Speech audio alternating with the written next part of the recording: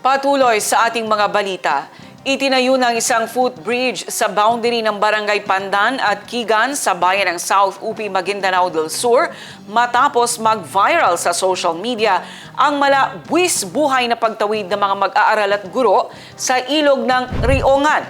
Magagamit na ng mga residente sa boundary ng lugar ang ginawang footbridge. Ang konstruksyon ay pinangunahan ng 57th Infantry Battalion matapos ang pakikipag-ugnayan ng Municipal Disaster Risk Reduction and Management Office sa mga opisyal ng dalawang barangay alinsunod sa naging direktiba ni Mayor Helen Padua.